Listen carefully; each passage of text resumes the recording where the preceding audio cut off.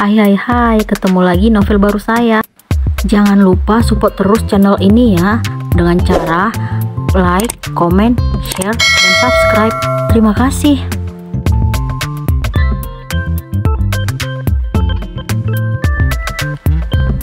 Part 1. Kemana Yuda? Kemana mempelai laki-lakinya? Pertanyaan itu yang dilontarkan saudara dari pihak papa dan mama kepadaku. Duniaku terasa berhenti saat mengetahui Mas Yuda tidak kunjung menunjukkan diri saat resepsi pernikahan kami akan dimulai. Aku tidak mengerti kenapa laki-laki yang mengaku sangat mencintaiku tersebut tega melakukan sesuatu yang sulit diterima akal dan pikiran. Apa ia tidak menghargai hubungan suami istri yang baru resmi kami sandang? Aku tidak percaya dengan apa yang Mas Yuda lakukan saat ini. Sama sekali tidak mencerminkan sikap yang ia tunjukkan sejak dulu. Aku tidak ingin percaya dengan apa yang terjadi. Aku berharap bahwa ini hanyalah sebuah mimpi buruk. Ternyata ini bukan mimpi, tetapi benar terjadi. Mas Yuda kini tidak berada di sampingku. Ia telah pergi meninggalkan acara yang telah lama kami nantikan. Ia tidak menepati janji untuk tetap setia mendampingiku hingga akhir hayat. Aku tidak mengerti apa yang ada dalam pikiran Mas Yuda. Ia dengan tega meninggalkanku di hari pernikahan kami. Setelah acara ijab kabul selesai, ia meminta izin ke belakang sebentar. Namun, sudah berlalu hampir setengah jam, ia tidak kunjung menunjukkan batang hidungnya. Semua keluarga berusaha mencari keberadaan Mas Yuda, tetapi tidak seorang pun yang berhasil menemukannya. Orang tuaku mulai panik. Itu sangat jelas terlihat dari wajah mereka. Dadaku terasa sesak dan tidak tahu harus berkata apa. Aku tidak tega melihat kesedihan di wajah papa dan mama. Pertanyaan bertubi-tubi harus mereka terima dari tamu undangan. Orang tua Mas Yuda juga mengaku tidak mengetahui keberadaan anaknya saat ini. Mereka berusaha menguatkanku. Gimana ini? Pernikahan macam apa ini? Gak mungkin Naila tetap duduk di pelaminan tanpa mempelai laki-laki. Aku mendengar ocehan saudara dari pihak papa. Laki-laki macam apa yang telah menikahi Naila? Tidak bertanggung jawab sama sekali. Katanya saling mencintai, tapi mana buktinya? Bisa-bisanya menghilang di hari pernikahan. Terdengar ungkapan saudara dari pihak mama. Aku berusaha menghubungi Mas Yuda, tetapi nomor ponselnya tidak aktif.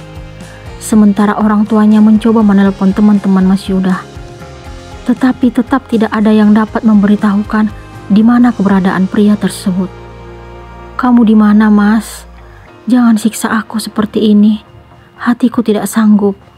Kenapa kamu tega pergi di hari bahagia kita? Apa salahku? Mana janjimu yang ingin menjadikan aku sebagai ratu di istana cintamu? Kamu benar-benar tidak mengerti dengan perasaanku. Aku tidak kuasa menahan air mata yang telah tumpah membasahi pipi. Aku tidak kuat menghadapi apa yang ada di depan mata saat ini. Pelaminan megah tanpa mempelai. Aku tidak kuasa dihadapkan pada situasi seperti ini. Selama setahun menjalin hubungan dengan Mas Yuda, ia tidak pernah menunjukkan sesuatu yang mencurigakan. Kami berdua tetap baik-baik saja. Bahkan ia selalu menunjukkan kasih sayang dan rasa pedulinya kepadaku. Nay, kamu gak apa-apa? Tasya, sahabat terbaikku, menghampiriku yang sedang terisak karena tidak kuasa menahan tangis. Mas Yuda ninggalin aku, Syah. Air mataku kini menganak sungai dan sulit untuk dibendung. Tasya langsung meraih tubuhku dan berusaha menenangkanku. Kamu harus kuat, Nay. Aku tahu ini sangat berat. Tapi untuk sekarang kita nggak tahu harus berbuat apa. Tamu udah makin ramai yang datang, Syah. Apa yang harus aku lakukan? Aku nggak mungkin duduk di pelaminan tanpa Mas Yuda. Aku nggak akan sanggup jika para tamu bertanya nanti. Tapi pilihan terbaik saat ini hanya satu, Nay. Kamu harus tetap duduk di pelaminan dan berusaha memberikan penjelasan kepada mereka yang bertanya. Tasya memberikan jalan keluar yang sangat sulit menurutku. Itu gak mungkin, Syah. Aku membenamkan wajah ke dada Tasya. Tiba-tiba terdengar suara pembawa acara memintaku menuju pelaminan. Aku dengan langkah berat dan penuh air mata segera berjalan menuju pelaminan tanpa laki-laki yang sudah resmi menjadi suamiku. Aku berusaha tegar ketika para undangan bertanya tentang keberadaan Mas Yuda. Aku kembali melihat kesedihan di wajah orang tuaku tercinta. Pertanyaan pun makin banyak yang ditujukan para tamu undangan kepada mereka. Namun, keduanya tampak berusaha untuk tersenyum. Aku merasa menjadi anak durhaka.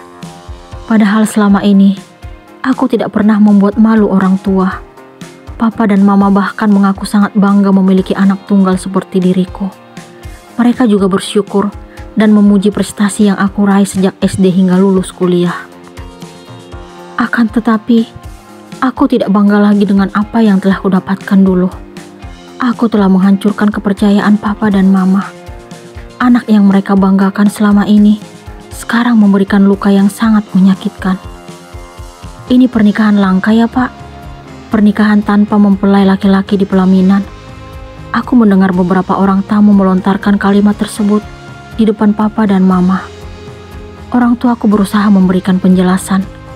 Ada tamu yang mengerti dan turut merasakan apa yang kualami saat ini. Namun, tidak sedikit yang tertawa dan tersenyum setelah papa atau mama bercerita tentang apa yang terjadi. Lain kali kalau mau nikah, pilihlah suami yang bersedia diajak duduk di pelaminan, ucap seorang tamu kepadaku sambil tersenyum. Aku sakit dan malu menghadapi semua ini.